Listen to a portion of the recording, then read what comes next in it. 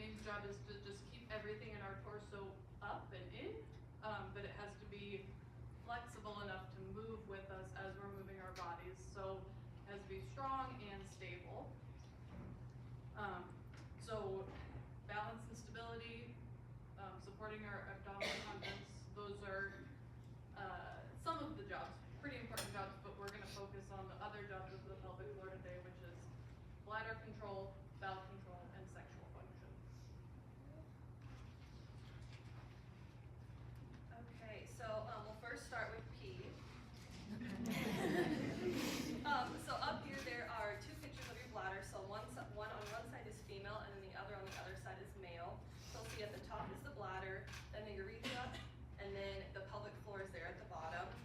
Pointer. I didn't think it was going to be this tall. You'll see the only difference between female and male is that the prostate is in between. So your bladder is lined with a smooth muscle, which is an unconscious muscle, meaning that you don't ever have to think about it. It just is working all day, all the time. Your bladder can actually hold up to 2 cups of urine, and it expands as it needs to when more urine fills that area. When your bladder empties, the smooth muscle then is going to contract, going through the urethra and then out, so then you're able to urinate. Your pelvic floor also has 2 sphincters. So there's one kind of up by the bladder, that's your internal sphincter, which that one's also unconscious, so you don't ever have to think about that one. And then down below where your pelvic floor is, that is your external sphincter, which is that one that is in that pelvic floor. And so the whole point of the sphincters is to relax when they need to urinate, but then also contract when you don't want to leak. So you'll hear us say this a lot today. Your pelvic floor has 2 different motions, contract and shorten, and relax and lengthen. So in relation to urine, when your pelvic floor contracts and shortens, it then closes around the urethra, allowing you not to urinate. And then when it relaxes and lengthens, then the urethra is going to open, allowing the urine to flow. And so this is a question that we get a lot of the time. Doesn't mean my pelvic floor is weak if I'm having bladder problems. And this is not necessarily. A lot of times we'll hear people say, well, they just told me to do Kegels and I'm still leaking. A lot of times that is not the problem. There's actually a lot of other maybe problems that we have that are leading to your leakage. We actually see a lot of people come in with tension, which is the opposite of what Kegels are helping with. Kegels are going to help more with strengthening. So when you're doing more Kegels, it'd be like, if I just continue to just do bicep curls, that's not going to help my strength at all. So then we get a lot of questions, and why am I leaking? So are you waiting too long to go to the bathroom? So a typical person should wait between 3 to 4 hours in the day to go to the bathroom, and then should only go to the bathroom like 1 to 2 times per night. Do you hold your breath, or do you suck your stomach in? So your pelvic floor has a lot to do with pressure. So if we're putting too much pressure on our pelvic floor, that's also going to lead us to leak. Are you fully emptying your bladder on the toilet? So is your pelvic floor able to completely relax? Do you drink a lot of bladder irritants? So bladder irritants are basically anything besides water. So alcohol, caffeine, coffee, those are all kind of the major things that make people leak. What that does is that then spasms your bladder, then makes you have to go to the bathroom a lot more urgency, then also a lot more frequently as well. And then do you have a lot of tension of your pelvic floor, so like you just talked about? Is that where you kind of hold a lot of your stress and tension that leads you to leak? So these are a lot of questions that we get from people. Is it normal to leak after menopause? Is it normal to leak as I get older? And while these may be common among talking to your friends, it does not technically mean that it is normal. So it's important to kind of start pelvic floor therapy so we can then improve those symptoms before they get any worse. Okay, and then next we're going to move on to poop of the topic. So get the poop on, or get the scoop on poop. Up here is the Bristol stool chart. This just kind of talks about your consistency. We can tell a lot about a person in their consistency of their poop. So you'll see on there 1 through 3 is constipation. So maybe you're not drinking enough. Maybe you're not intaking enough fiber, drinking enough water. Number 4 is the perfect poop. So that's where you should be at all the time. And then 5 through 7 is diarrhea. So maybe you have an infection, trouble digesting, or IBS. So with your bowels, it's really important to find a happy medium. It's important to eat at regular times of the day. It's also important to listen to your body. So when you have the urge to actually go to the bathroom. Take your time when eating, chewing a little bit slower.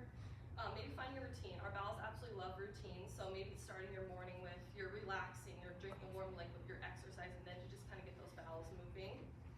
Diet, so maybe we're not intaking enough fiber, maybe we're not drinking enough water, and then making those changes slowly. then how you sit on the toilet, which we'll talk about here in just a second. I'm sure you guys are all sitting on the toilet wrong, so we'll talk about that in just a second. Exercise is also another important one to kind of get those bowels moving. And then breathing. Everyone's probably breathing wrong too, so we'll talk about that. So again, your pelvic floor has two different motions, so contract or shorten, and then relax and lengthen. So in relation to bowels, when you contract, your anus closes, and actually when you're straining or you're trying to push to have a bowel movement, then that actually contracts your pelvic floor, which then makes it more difficult for you to have a bowel movement. Versus when you relax, it's a lot easier for your stool to pass through. So this next slide is how everyone should be sitting on the toilet to go to the bathroom. So how you should be sitting is kind of leaning forward with your hands on your thighs, and then your knees should be bent and then a little bit higher than your hips. Just as Becca's doing. So I have a little stool. Yep, yeah, a squatty potty. That's what that whole thing is up there. And so that's going to basically put your pelvic floor in a better position in order for you to relax, for you to have a bowel movement. And then the next portion is breathing. So what we focus a lot on is diaphragmatic breathing, which is based those big belly breaths. So in relation to pelvic floor, what you'll do is you'll take a big inhale, your diaphragm will expand, your belly's going to go out, and your pelvic floor is automatically going to relax, which is how we want it to be when you're having a bowel movement. When you breathe out, you'll do something called straw hand, which is basically putting your fist up to your mouth, and then you'll blow in like you're kind of blowing out candles. And so then that's going to put a gentle pressure on your pelvic floor, allowing for it to relax versus pushing and straining. And then it's really important to work with your body and not against it. So we talk about a lot that chronic constipation is technically known as normal, and it can possibly lead to other health issues. So just like urine, it's important to get help right away versus waiting too long. Okay, moving on to sex. And I know we're going through everything pretty quick, so we'll be here all afternoon if you have questions. So what's sexual dysfunction? Some of the things that we see people for is dyspareunia is just the medical word for pain with intercourse. That could be before, during, or after intercourse for both men and women. Decreased libido, pelvic pain. That could be pain during menstruation. It could be pain with erection, or just like pain without general. You don't know really why you're having pain, but it's in that area. And then difficulty with orgasm, difficulty getting or maintaining erection. Before we talk about the pelvic floor side and the physical side of sexual function, it's really important to talk about the mental side of sexual function, because your brain is the most important sex organ. So I'll say it again, your brain is your most important sex organ. Because how you think about sex is really going to impact how you physically respond in potentially sexual situations. So giving yourself time, information, and support is very helpful, especially when you're going through the cancer process or recovering from cancer. So give yourself time to process your diagnosis, process any anxiety or depression that goes along with it, and then process any body changes that you might have with surgery or radiation or any other treatment that you might have. Can you skip to the next one? And then also going along with processing or time is thinking about what sex means to you and thinking about your expectations of sex. So a lot of times when we say sex, it's like, okay, penis and vagina, penetrative sex, but there's a lot of other ways of having sex. Some of them are listed on there. And then skip back to the last one. So the main goal of sex sometimes is considered orgasm, but what I like to think of as the goal of sex would be connection with your body or connection with your partner, pleasure, enjoyment. And I don't want sex to be painful or feel like an obligation. So that's kind of the mental part of just thinking about what your expectations are around sex. Okay. And then give yourself information.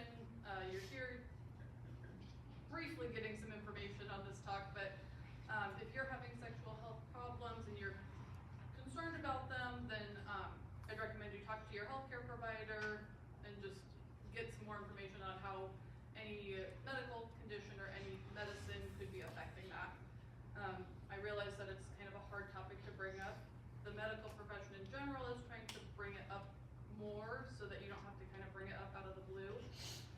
that this slide kind of talks about how you could bring it up with your doctor. And if you don't feel comfortable bringing it up with one of your doctors, maybe you can bring it up with someone who you feel a little bit more comfortable with, like your gynecologist or urologist, whoever you have the best relationship with. And sometimes using your portal and just writing a message could be easier than just bringing it up verbally. So those are just some ideas of how to get more information. And then give yourself some support. So there are sex therapists, and so those are trained mental health counselors who just go an additional step and get certified in sex and intimacy. And there are they're wonderful. On the next slide, I have YouTube talks. So if you're curious about what on earth a sex therapist would talk about, it's really just the brain part of sexual health. And the AASECT is a registration, so you can find local sex therapists in this area or wherever you're at. Support groups, the last presenters talked about the benefits of support groups. I don't know how often support groups talk about sexual health, but sometimes you can get some support that way. And then communicating with your partner. Obviously, if you have a partner, they're a pretty big part of your sex life, usually, or maybe you'd like them to be a bigger part of your sex life. And so having open, ongoing communication is important so that you know what they're expecting, what you're wanting, and how you can work together. Oh, you're skipped the YouTube. Okay, so moving on to the physical part of sex.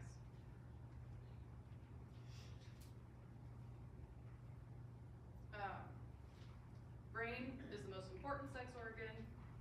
Your skin is your largest sex organ.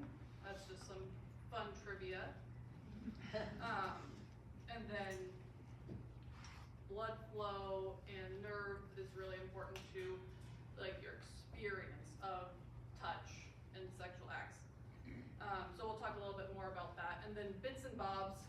Sometimes we can be really cute or really shy about talking about our genitals. And so if you're not very familiar with your anatomy, if you want to get more familiar with yours or your partner's, the book Come As You Are is a really good reference for that. Okay, so how does your pelvic floor work with sexual function? So we'll talk about people with vaginas first. So if my bicep is my pelvic floor, I can contract my pelvic floor, I can relax my pelvic floor. And so if I tighten my pelvic floor, vaginal opening tightens. If I relax my pelvic floor, vaginal opening relaxes or opens wider. So that relaxation is really important for penetration. And that could be during like a gynecological exam, could be during sex. A lot of different reasons for being able to relax. And then the ability to have a rhythmic contract, relax, is important for orgasm. Pain with penetration is the most common reason we see people with vaginas at our clinic for sexual dysfunction. So we just listed some common causes for that, and we'll get into that a little bit later. But let me explain pelvic floor with people with penises. So, same motion, I can contract, I can relax. When pelvic floor is relaxed, blood can flow easily in and out of penis. When you contract your pelvic floor, you trap blood in the penis, so you can have a better erection and maintain that erection through your sexual act. And then again, contract, relax, rhythmic is important for orgasm for people with penises as well. So range of motion of your pelvic floor is super important for all people in sex. And then difficulty with erection is the most common problem we see people for sexual dysfunction when they have penises. So you might notice, we're going through them pretty quick, but you might notice that the causes are pretty similar. Excess tension is a really big one, and scar tissue could cause that. Just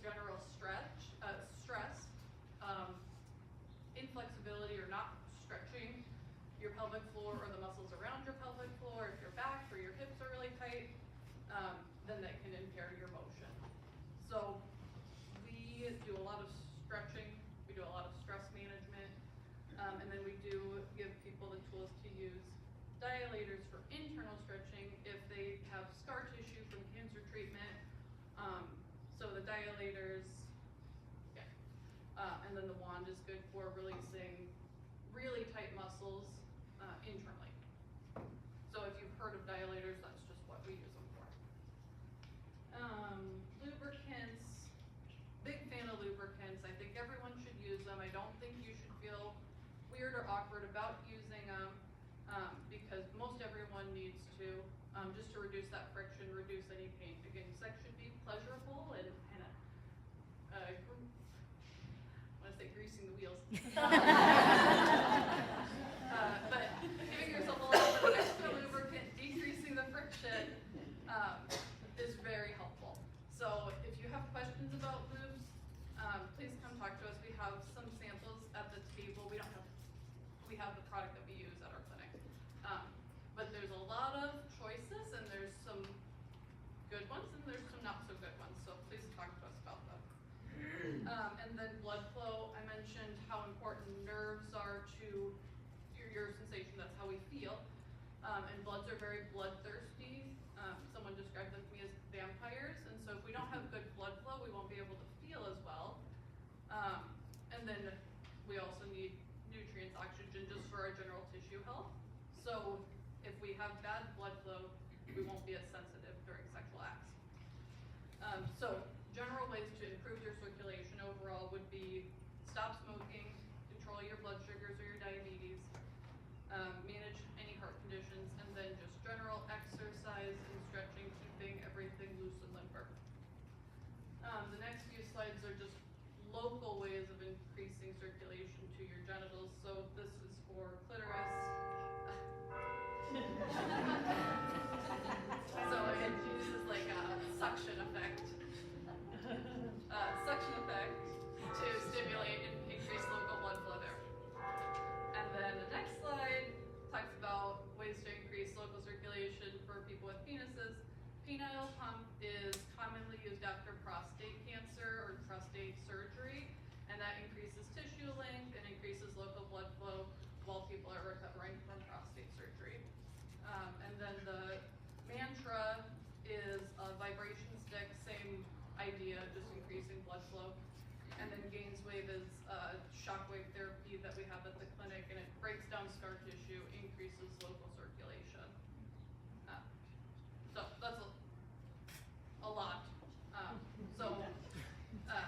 Come talk to us about anything that we talk about today. Okay, and then last portion, so what is pelvic floor therapy? I'm sure you guys are all like, hey, what are you guys all educating us on?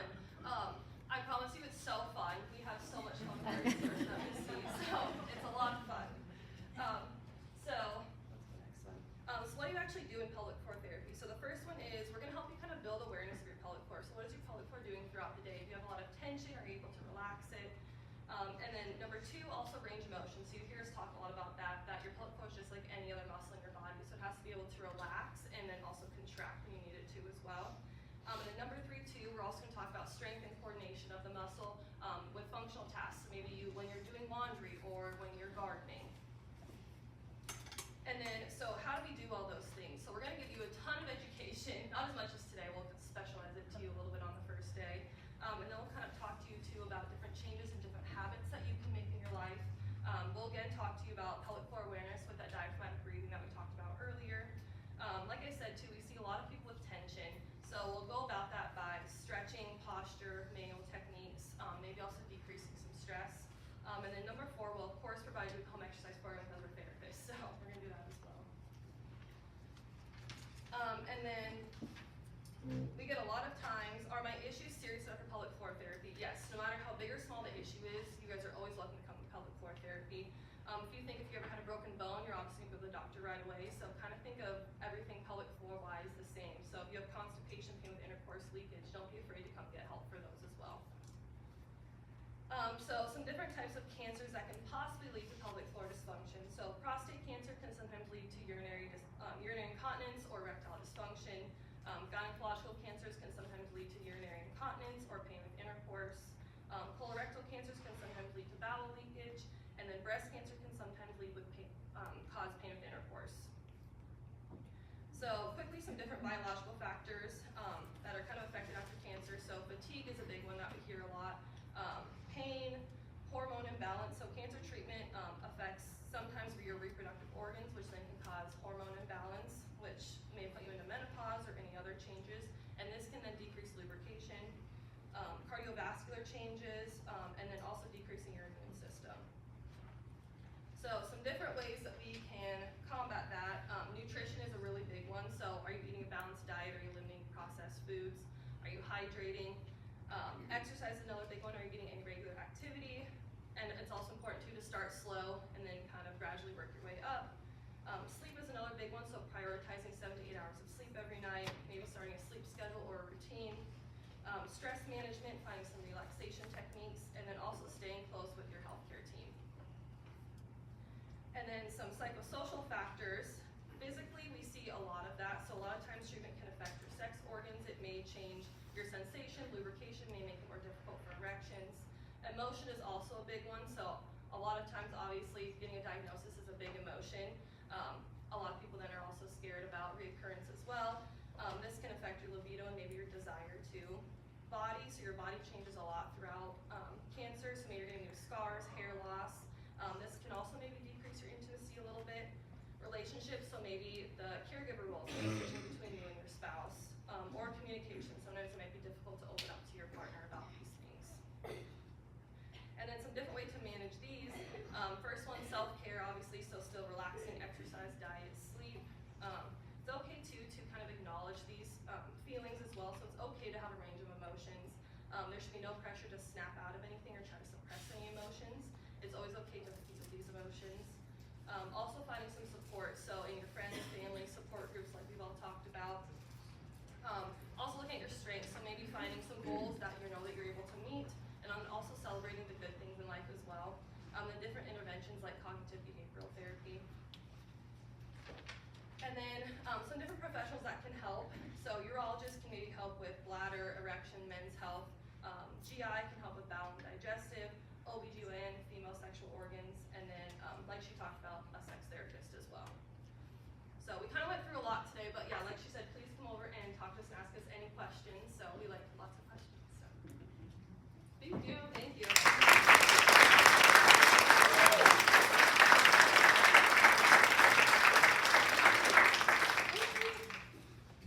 Thank you both very much. Very important topic and one that's definitely not easy to talk about. And again, questions are welcome, and this does affect many of us and at different phases and for different reasons. So thank you for your openness and willingness to talk about some of those more difficult topics.